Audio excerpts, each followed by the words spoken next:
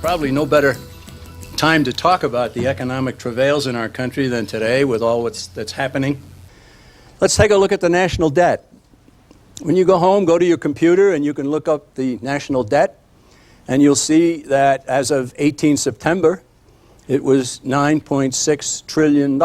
That's 9 with 12 numbers after it. Now we have a U.S. population of 304 million. Each citizen's share of this monstrous debt, therefore, is $31,641. The admitted national debt climbs at approximately $1.79 billion per day. And this is even before this bailout. Interest alone on the debt for fiscal year 2007 soaked the American people for $430 billion. That's just interest on the accumulated debt. So that's about $1,400 for every man, woman, and child in our country. But the actual indebtedness of the U.S. government, adding in unfunded obligations into the future, Social Security, Medicare, it approaches at least $50 trillion and maybe as much as $100 trillion. Now, this is what we're leaving for our children, our grandchildren. And I think the slogan that the Education Department has, "No child left behind," ought to be applied to the debt. So what do we see? We see this huge indebtedness. No nation in the history of mankind has ever been as heavily in debt as ours. And our leaders have numerous foreign aid programs where they give away money. What are some of the realities that we face today? Well, it costs more every time I go to the supermarket. Everybody says that. My pay raise doesn't even cover rising costs. 2 incomes barely keep pace with rising costs. College tuition is out of sight. Good-paying jobs are harder than ever to find. And of course, there's a woeful lack of understanding. There are people who today say, "You mean there's no backing for the dollar?" And then people say, "What is the Federal Reserve and how does it affect me?" And then I hear people say, "We need the Fed because somebody has to manage the currency." Ladies and gentlemen, that is one of the greatest fallacies of all. If the currency is a commodity like gold or silver, it does not have to be managed. The free marketplace will manage it. Money should be a commodity, valuable to all people, and there's no management needed. And so people who say to me, "If you get rid of the Fed, what are you going to replace it with?" I say, well, if you have cancer, do you want to replace it with pneumonia and 2 broken legs? Right? No, you don't. So, during the lifetime of many Americans, the United States has gone from the greatest creditor nation on earth with the most respected currency to the greatest debtor nation with an increasingly shunned currency. Now that's happened in my lifetime and in the lifetime of many of you here. Now here we have $2. Each says $1. One is a paper dollar and the other is a silver dollar. The paper dollar will get you 1 quart of gasoline. The silver dollar will get you as much as 12 quarts of gasoline. But they both say $1.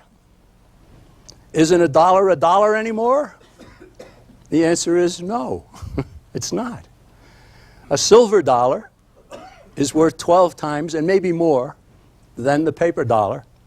And of course, that is changing dramatically as the paper dollar continues to lose its value. Its cause is inflation. Now, let's talk about inflation. It is not rising prices. Don't blame the grocer. Don't blame the gas station attendant, the landlord, or the employer who can't supply a pay raise. Yes, inflation is an increase in the quantity of currency. So then you blame the counterfeiter. You blame the government or the government's partner, the Federal Reserve, for flooding the nation with currency. That's what inflation really is. Rising price is the effect of inflation. Inflation is an increase in the quantity. And you can say that about anything. If a fellow discovered a beach and instead of sand on the beach, it had diamonds, and he started to spread the diamonds around the community, the value of diamonds would do what? It would go down, right? And who would dare give one to his fiancée? Any substance whatsoever. Increase the quantity, and you will see the value go down. Now, I contend, and I'll probably say this again before we finish, If you give anybody the power to inflate, he will. Just as simple as that. The temptation to inflate will overcome whatever good intentions might have been had by anybody. If you give anybody the power to inflate, he will. Now you go to a dictionary today and you probably will not get a decent definition. They will equate it with rising prices. They will say it's rising prices and so on. Back in 1957, this dictionary had it correct. It said inflation, an increase in the amount of currency in circulation resulting in a relatively sharp and sudden fall in its value, and rise in prices. Note, resulting in rise in prices. So the dictionaries even have been changed. There's two aspects of inflation that are very important. The first is thievery. I have a statement here from John Maynard Keynes, a famous British socialist. Keynes did write a book in 1920, and in it he hit the nail on the head. He said, by a continuous process of inflation, governments can confiscate, secretly and unobserved, an important part of the wealth of their citizens. How does that happen? Well, let's give an example. We'll say a man in 1945 inherited $10,000. He could have bought a home in 1945 for his $10,000. He didn't. He put it in the bottom drawer. And then 50 years later, he took it out of the bottom drawer and he found out he couldn't even put a down payment on a home. What happened to the value of his money? It was confiscated secretly and unobserved by the government and its partner, the Federal Reserve. Now all kinds of examples can be given for that. But there is an example of what happens. Secretly and unobserved, this man's money continued to lose value. What we are seeing through inflation is what I like to call reverse Robin Hood. You all know Robin Hood. He stole from the rich to give to the poor. And today, the Fed and the government are stealing from the poor and the middle class to give to the rich. Reverse Robin Hood is where we are today. And we've got to stop it. And I think we can.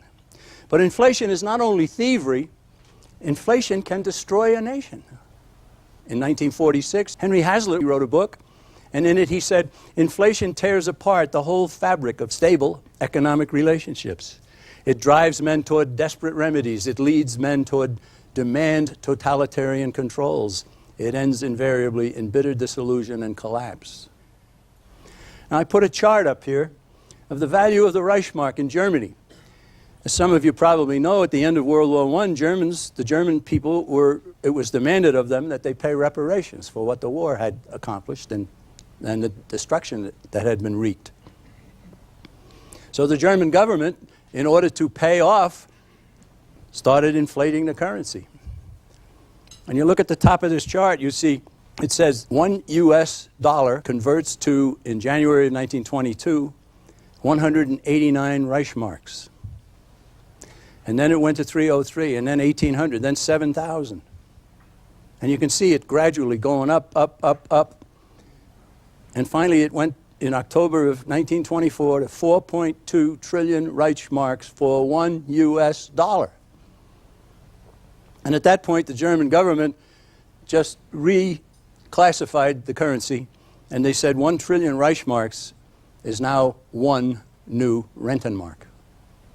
Now, what did that do to Germany?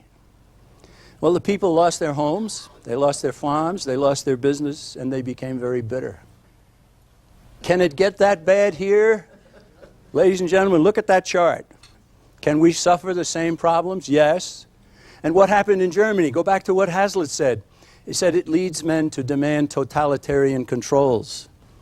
And so the German people were finally offered a fellow who said he could restore German pride and he would put Germany back on its feet again. And his name, you know, was Adolf Hitler. And totalitarian controls followed. So inflation is not only thievery, inflation can destroy a nation, and it can destroy ours if we don't get it stopped. Here's a letter that was written from Germany to an American citizen with an Italian name, Attilio Ennui. The date on the letter is December of 1925. He wrote to the Deutsche Bank in Berlin and he asked what happened to his 1 million marks deposit. And they went through a nice letter, and I underlined and blew up the key part. They told him the balance on your account has in fact been wiped out.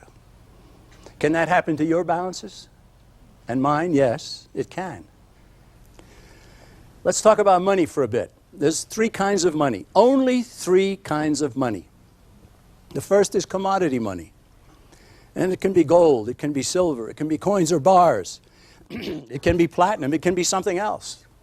You go back over history and you find that gold and silver have been decided upon as good money throughout the course of history. You will even find gold and silver mentioned as currency in Holy Scripture, written 2,000 years ago. Well, the next kind of money is fiduciary money, and the word fiduciary comes from the Latin word that means trust. And so fiduciary money is essentially valueless substitute for commodity money, but its value is based on trust, that it can be exchanged for commodity money. And so gold or silver certificates that were exchangeable for gold or silver are fiduciary money. And then the third kind of money is fiat money, again Latin. Fiat is an edict, a dictate. Fiat money is a valueless substance. It's made legal tender by law. It becomes money as a result of government edict, not redeemable in either commodity or fiduciary money. Now, ladies and gentlemen, our country had commodity money until the 1930s and into the 70s even. Then we had fiduciary money, and now we have fiat money. And fiat money is like monopoly money. The only reason it still has value is because the government has said you must accept it as legal tender for all debts, public and private. But that can change as well. Money has to be an accepted commodity. What has history shown us have been used as commodities for money? Amazingly, cattle were used as money. But there were problems, and cattle had to be fed. You couldn't divide up the cattle for small transactions. You'd kill the money. Seashells were used, but they were fragile. They broke, and then they become less valuable. Salt was used as money, and it's from the use of salt as money that we get our word salary. That's where it comes from. But salt was easy to find and easy to inflate. Nails were used as money, but they rusted. And even tobacco was used as money, but it rotted. And they discarded that as money too. So throughout the course of history, men have decided gold and silver. It could use platinum, but gold and silver are the most common. Gold is divisible, transportable, it's durable, and it's scarce. It's scarce. Gold cannot be inflated. It's durable. You could put a bar of gold in the ocean where anything else would just rust and disappear. A bar of steel or ironwood. You come back a year later, you still got your bar of gold. Silver is good as well. Not as good as gold, but good. This decision to use gold and silver was not decided by some government agency. No. The accumulated wisdom of mankind decided to use gold and silver. Now let's get into the important feature of what does the Constitution of the United States say about money. And there's only two places. The first place is Article 1, Section 8, I guess it is. Congress shall have power to coin money, regulate the value thereof, and of foreign coin, and fix the standard of weights and measures. What does that mean? What power was given to Congress in the Constitution of the United States? Its first power was to establish a mint, to stamp the people's precious metals into coinage of a fixed size, weight, and purity. Ladies and gentlemen, that spurred commerce. If you had coinage that people now knew what the value was because they knew it was so many ounces or portions of an ounce, it was pure, and it was a fixed size, readily recognizable, it made commerce very much more simple. And it's one of the reasons why our country began to take off. They started the mint in 1791, just right after the Constitution had been ratified. And the mint, of course, the people would bring their gold and their silver to the mint and ask for the mint to stamp it into coinage. No charge. If you wanted, however, you could bring your gold and silver and say, look, I'm in a hurry, I need it tomorrow or 2 days or something like that. Then you could pay a fee to the mint in order to have it done speedily. Now, that constitutional power also says determine and then publish the value of various foreign coinage. The most common coinage in our country at the time of the War for Independence was Spanish pieces of 8. And if you've ever seen one of them, it's actually slotted. It's like a pizza pie with the slices already through it. And you could break off pieces of it. Pieces of 8 is what they called it. And if you broke off 2 of them, you had 2 bits, a quarter. And that's where that phrase comes from. 2 bits was a quarter. 4 bits was a half. So the government was given the power to determine what the value of foreign coinage was. They were not only Spanish pieces of 8, but they were doubloons, they were this, they were that, they were something else. And the government said, well, these are worth this, these are worth that, and these are worth something else. And that, too, spurred commerce.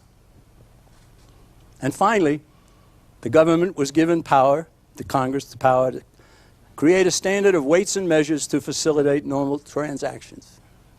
There will be 12 inches in a foot. There will be 5,280 in a mile. There will be 16 ounces in a pound, and so on. And that's all that Congress was granted in the Constitution of the United States. Were they given power to start a bank? No. Were they given power to transfer power that they didn't have to the Federal Reserve to start something? No, of course not. Now, that's so little known, but it has to be known. All right, the other portion of the Constitution where money is mentioned is prohibitions on the states. And you got to realize that the men who went to the Constitutional Convention were very jealous guardians of state power. And one of the things that lost here in America is that the states created the federal government, not the other way around. The creature has become greater than its creator, and that's, of course, wrong. And so the people who went from the different states to the Constitutional Convention willingly said, no state shall coin money or emit bills of credit, and that's the term for paper money that was used at the time of the founding of our country. Bills of credit, paper money. And no state shall make anything but gold and silver a tender in payment of debts. And that's all the Constitution said about money. What was the attitude of the founders regarding paper money? They had already experienced the Continental Congress issuing the continental currency. If you're as old as I am, or maybe you remember your parents saying something was not worth a continental, that was a common phrase in our country. They weren't talking about the automobile. A continental was the currency. They actually paid the troops that fought in the War for Independence with worthless paper money. They didn't have any choice, I guess, but what they did was wrong. So look what some of the founders said. These are the men who went to the Constitutional Convention. Ellsworth from Connecticut, he didn't stay for the whole thing, but he was there for long enough. He said, shut and bar the door against paper money. James Wilson of Pennsylvania, remove the possibility of paper money. Pierce Butler of South Carolina, disarm the government of such power. And I love this last one from New Hampshire. John Langdon said, I would reject the whole Constitution if paper money is not barred. They knew what had happened with paper money, and they didn't want it to happen again. James Madison is the father of the Constitution. Look what he said. The extension of the prohibition to bills of credit must give pleasure to every citizen in proportion to his love of justice and his knowledge of the true springs of public prosperity. The power to make anything but gold and silver a tender in payment of debts is withdrawn from the states on the same principle with that of issuing paper currency. Let's take a look at currency. We'll draw a picture here of what has happened. I have pictured here a 1907 U.S. Treasury gold certificate.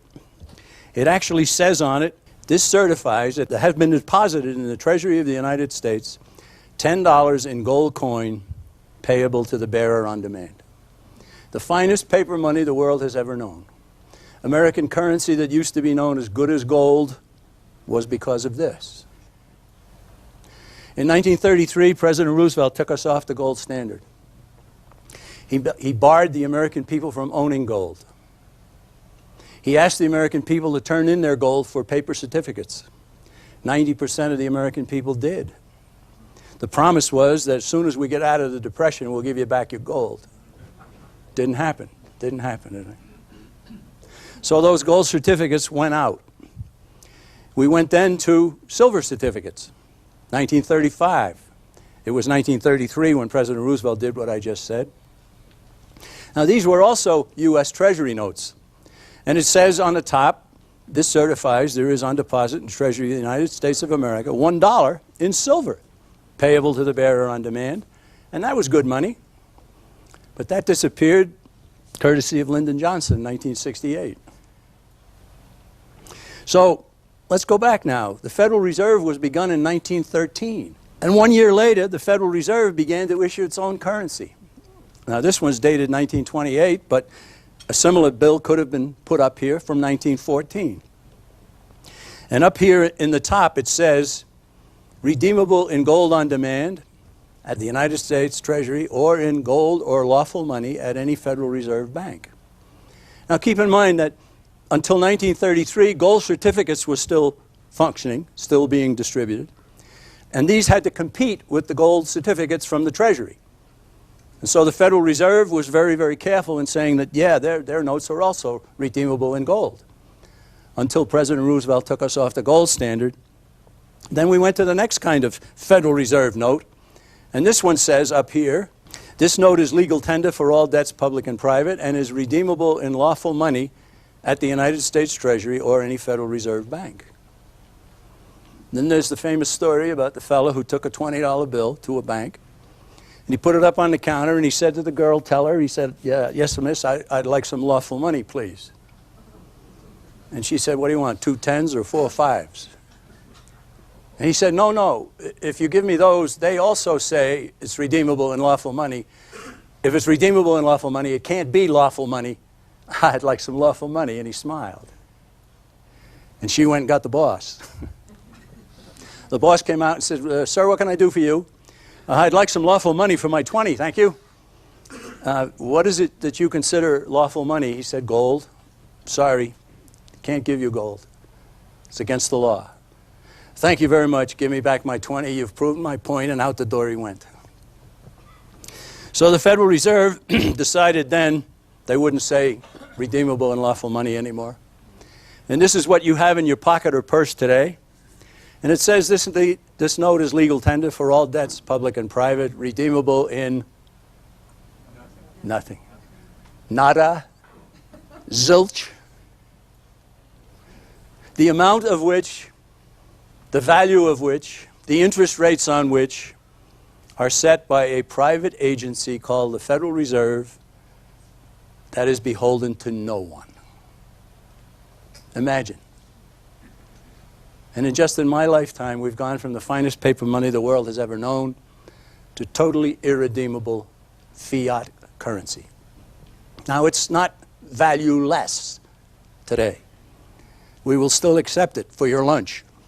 We will still accept it for the books and the DVDs that are for sale. But you know, and everyone who is sensible knows, that you can buy less today than you could yesterday, and it's only going to get worse. Every once in a while, you get some help from an unexpected source.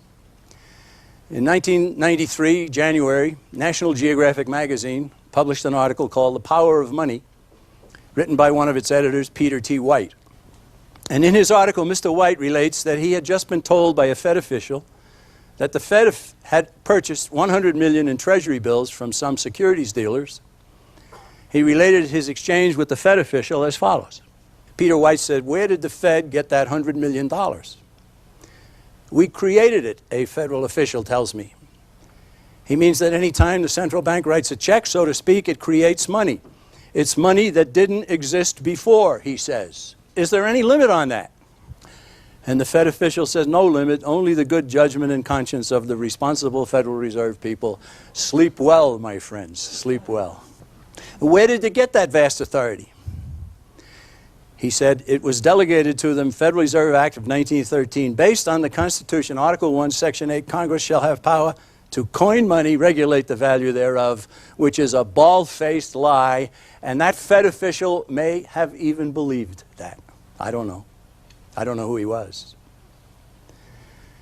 But we just went over what that portion of the Constitution says, didn't we? And it does not say that there is no limit on the amount of paper money that can be created out of thin air by the Federal Reserve. Let's go to the Federal Reserve, and here we have a fellow named Paul Volcker. First of all, he joined the Council on Foreign Relations in 1970.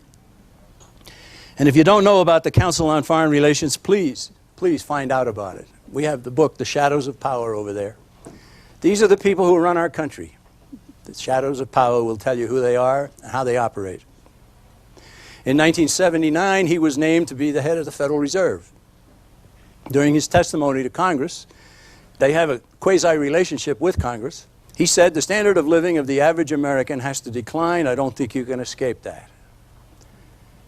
Alan Greenspan in the 60s was a hard money gold bug. And in a book he wrote, in the absence of the gold standard, there is no way to protect savings from confiscation through inflation. He's absolutely right about that. But then he joined the Council on Foreign Relations in 1978, and then he was named chairman of the Federal Reserve in 1987, and he did that for 20 years. These are the kind of men. And that they come from the Council on Foreign Relations is no surprise. Today it's Ben Bernanke. He's not yet a member of the Council on Foreign Relations, but he's a Greenspan disciple. In 1993, a man I knew in Pennsylvania finally got his congressman to do something. He had been badgering the man. Where does the Fed get the authority to do what it's doing? And the congressman couldn't answer. In fact, most congressmen can't answer. So the congressman finally wrote to Greenspan, and he said, please help me out here. And you can see this letter. It came back from the Federal Reserve, and that's Alan Greenspan's name there, and that's his signature down at the bottom. He said, consequently, while no state government may emit bills of credit or make anything but gold or silver a legal tender in payment of debts, the federal government is not limited in what it may designate as legal tender and do what it's doing. All right, ladies and gentlemen, that needs a very big explanation, all right? We said at the beginning that the Constitution of the United States empowers government with very few functions. In fact, of all of the things that governments have done throughout history, the Constitution of the United States empowered our government to do 5% of them. In other words, you are barred from 95% of what governments like to do. If you have Greenspan's attitude, however, he says that if we are not prohibited from doing something in this, we can go ahead and do it. And that means that he will now do 95% of things that governments throughout history have wanted to do. That is a marvelous transformation, and that is the attitude of many people in the Congress of the United States today. My own congressman, I recently asked him about it. He said, well, we're not permitted from doing it, so we can go ahead and do it. I hope you grasp how important that is. Now, Greenspan's not the only one who has said that. Franklin Roosevelt said that. A lot of others have said that. But here we have it in print. The Federal Reserve, an unelected few, appointed to its Board of Governors by the President for 14-year terms, have been awarded completely unconstitutional power to decide the amount of currency, establish the value of the currency, set the interest rates on it, and create booms and busts. The Federal Reserve is the brainchild of Edward Mandell House. House was President Woodrow Wilson's top advisor. He wrote in his own 1912 book, Philip Drew Administrator, that he was working for, quote, socialism as dreamed of by Karl Marx. It was House who later founded the Council on Foreign Relations. When the U.S. Senate said no to the League of Nations that he and Wilson tried to promote, they decided to form an organization to persuade the American people to want world government. That's what the Council on Foreign Relations is. And of course, if we get world government, you can scrap what's in this little book. We will now be under the United Nations. I put a quote at the bottom here from the famous leader of the Rothschild banking empire. Let me issue and control a nation's money, and I care not who writes the laws. Because if I control the nation's money, the people who write the laws will do what I want. That's what he said. And that is so true. There were a few who saw the danger in 1913 when the Federal Reserve was created. Senator Henry Cabot Lodge, Sr. of Massachusetts, he said, "The bill as it stands seems to me to open the way to a vast inflation of the currency." Charles Lindbergh, the father of the famous aviator, was a Republican congressman from Minnesota. He said the new law will create inflation whenever the trusts want inflation. And remember what I said. You give anybody the power to inflate, and he will. You can count on it. Then we see Wright Patman, a Democrat from Texas, 1968. He's the powerful head of the House Banking Committee. And he said in the United States today, we have in effect two governments. We have the duly constituted government. Then we have an independent, uncontrolled, and uncoordinated government in the Federal Reserve. He, as the head of the House Banking Committee, was saying he had no influence over the Federal Reserve. He had no power to control what they were doing. They are an independent government, he said. And yes, they are. And they still are today. It was only a little while ago that the Congress of the United States decided to raise the national debt ceiling. They raised it to $10.2 trillion, 10.2 trillion. They're almost there. Now, Paulson and Bernanke want the government to give $700 billion more to use to bail out their friends, yes, right? To supposedly stop the bleeding of the U.S. economy, which it might do for a couple of months, that's all. And so they've also asked Congress to raise the debt ceiling to $11 trillion. All during the 30s, 40s, 50s, and 60s, the American people were living high on the hog, and we were all doing well, and everybody was happy. It was a prosperous country. You know, don't worry about the Federal Reserve. You know, whatever they're doing is fine with me. I don't care. Now people are beginning to care. The chickens have come home to roost. We talked about Marx and the fact that Edward Mandell House got his cue from Marx, and he said it in his own book. He was working for socialism, as dreamed of by Karl Marx. The Communist Manifesto, famous 10 planks. Number 2, a heavy progressive income tax. Number 5, centralization of credit in the hands of the state by means of a national bank with state capital and an exclusive monopoly. That's the Fed, except that we've gone one step beyond even what Marx wanted.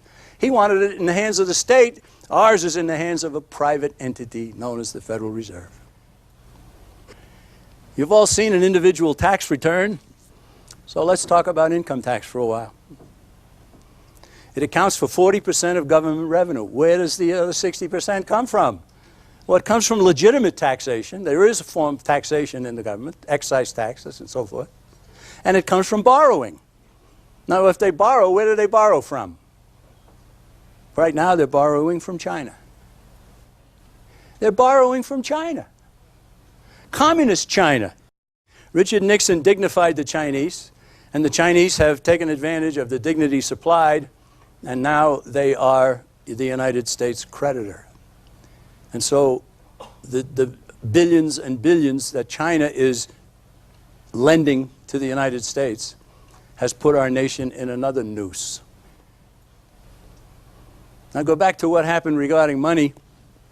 President Roosevelt took us off the gold standard. President Lyndon Johnson took us off the silver standard. But until 1971, the American people couldn't exchange their dollars for gold, but foreigners could. Actually, foreigners could. Maybe you remember the term gold flow. Our gold was leaving the country. Foreigners were cashing in their dollars and taking the gold. They were emptying Fort Knox. And it was Richard Nixon that put an end to that and cut forever any tie of U.S. currency to precious metal. The same man who went to China and dignified Zhou Enlai and Mao Zedong, the bloodiest murderers the world has ever known. Ever. So 40% of government revenue comes from the income tax. If the income tax were abolished today, government spending would revert all the way back to only to 1997. You can see how fast the government is growing, how much greater the spending is, and so forth. Now there are people who say, abolish the income tax. And I say abolishing it without reducing a great deal of government spending would only bring more debt, more inflation, or both. I wouldn't want that. I want to abolish the income tax, but I want a corresponding cutting back of government agencies. Which ones? Well, let's start with foreign aid. And then let's Department of Education and Housing and Welfare and Medicine and Transportation and so on and so on and so on. Get back to states. States running their affairs. And yeah, there will be some states that will blow it, but there was competition amongst the states. One of the pieces of brilliance of the Founding Fathers set up competition among the states to be the best state, the one way you'd want to come and raise your family and start a business and so forth. Competition always produces excellence. We have no competition in the money field. It's a monopoly headed by the Federal Reserve. So let's analyze where we've been. How can all of what we've talked about be explained? Is it stupidity? Are you going to tell me Alan Greenspan is stupid? No. Is it ignorance? No. No, neither he or the leaders of our government, the presidents and the vice presidents and the heads of the committees and the big congressmen and so forth, they're not ignorant of what's going on. Well, if it's not stupidity and it's not ignorance, maybe it's design. And I said before that occasionally you get help from an unexpected source. There's a fellow named David Rockefeller. And he's writing here in his own book, Memoirs. And he's talking about his family. And he said, some even believe we are part of a secret cabal working against the best interests of the United States. Characterizing my family and me as internationalists that are conspiring with others around the world to build a more integrated global political and economic structure. One world, if you will. If that's the charge, I stand guilty, and I am proud of it. Ladies and gentlemen, our leaders aren't stupid. They aren't ignorant of facts. Therefore, it's hardly unreasonable to conclude that there is a design behind what is occurring. We're not fighting against people who believe in what they're doing is good for mankind. No. It's good for themselves. It's good for power base, for building power, for personal aggrandizement, and so forth. Now we have Secretary of the Treasury and the head of the Federal Reserve getting together to say that they want $700 billion more to get us out of a problem that was started because government was not doing its job in the first place. And they have even said that they want this without the Congress having anything to say about it. Right? That's pretty incredible, pretty arrogant, pretty conspiratorial in my view. The Constitution that we so revere says all bills for raising revenue shall originate in the House. If the House will not originate the $700 billion bailout, that's it, according to the Constitution. And so we say, we take our country back through the House of Representatives. That's where the power of the purse is. The presentation you have just viewed was given in Denver, Colorado in September of 2008. Only a few days after I delivered that speech, public pressure encouraged the House of Representatives to reject a multi-billion-dollar bailout measure. For a change, it seemed one body in Congress had decided to act sensibly. Immediately, however, the Senate offered another version of the bailout plan. Suddenly, the original 3-page House bill ballooned to 400 pages with its call for $850 billion in bailout funding.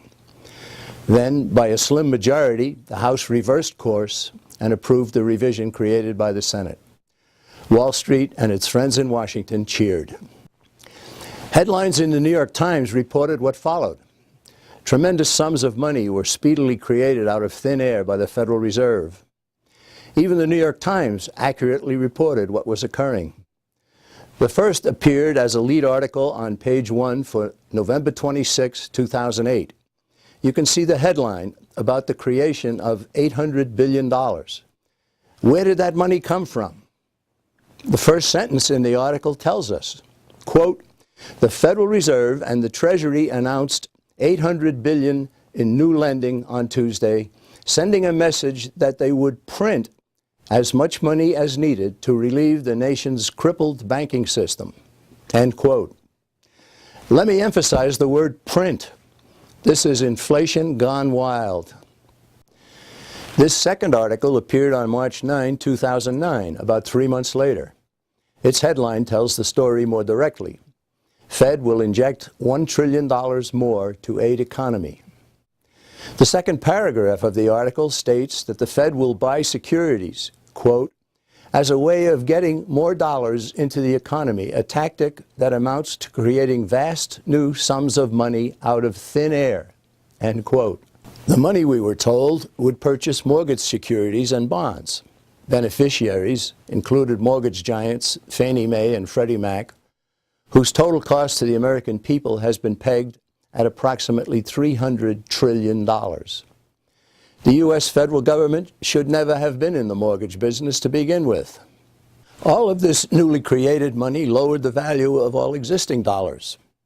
You wonder why prices at the supermarket, the gas pumps, and other places have risen? The answer is they haven't risen. What has happened is the value of the dollar has been lowered. This process must become known by many more Americans, or it will never stop until the dollar becomes completely valueless. But the sad truth here is that even when the New York Times publishes an accurate account of what the Federal Reserve is doing, with the cooperation of government leaders, most Americans don't grasp the impact to themselves and their country.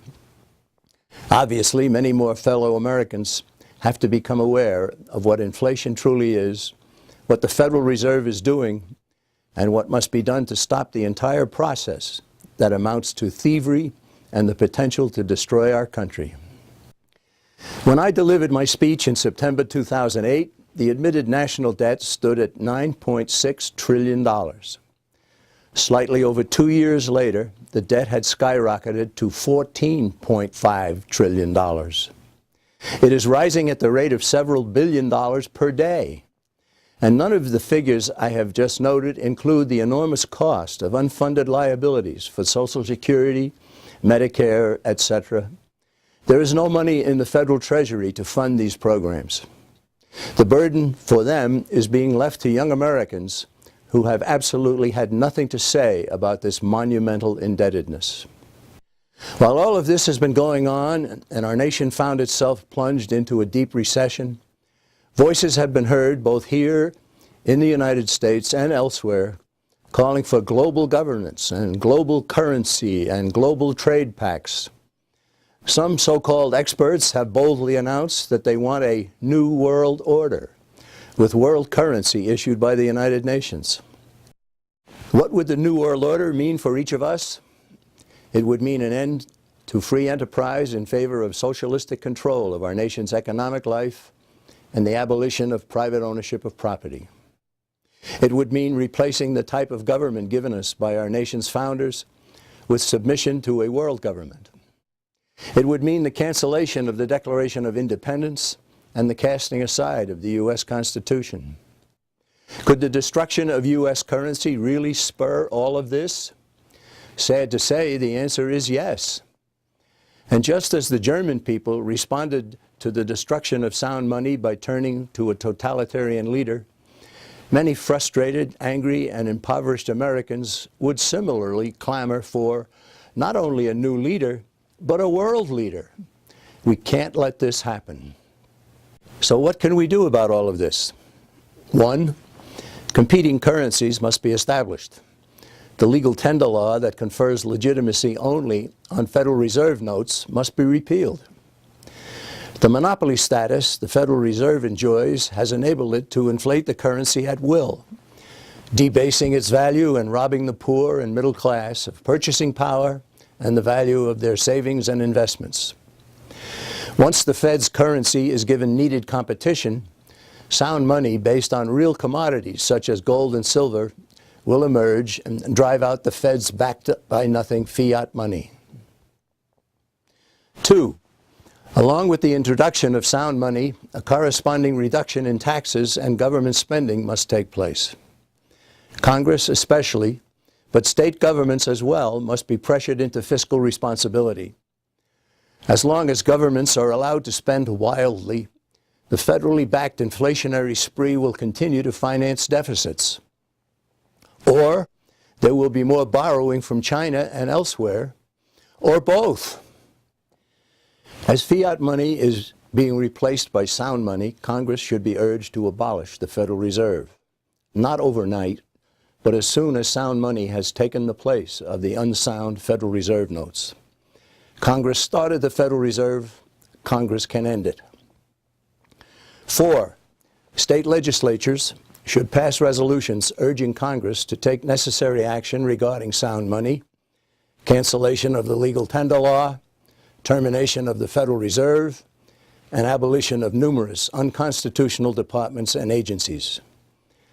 5, there must be a rising tide of grassroots pressure directed at Congress. Many more Americans have to become aware about the nature of money, the truth about inflation, the threat posed by the Federal Reserve, and the benefits of economic freedom. This is where you come in. You can help create this awareness among fellow citizens who will force Congress to take the necessary actions listed above. We urge you to obtain more copies of this DVD program and share them with friends, relatives, co-workers, and others. College students studying economics need to be given this information because most are being given a completely opposite view. For more information about these vitally important subjects, we recommend the book Creature from Jekyll Island, the important book whose title refers to the island resort in Georgia where the Federal Reserve was first proposed about 100 years ago. And of course, we recommend our own magazine, The New American, where a steady stream of sound economics and unvarnished reporting on current events can be found. Finally, we urge all to realize that time is running out. Our nation must return to sound currency. Deficit spending must be ended. Unconstitutional federal departments and agencies must be abolished. Accomplishing these goals will take organized effort, the kind supplied by the John Birch Society. So we certainly invite you to contact our society, something anyone can do easily by going to jbs.org on the web or calling 1-800-JBS-USA-1.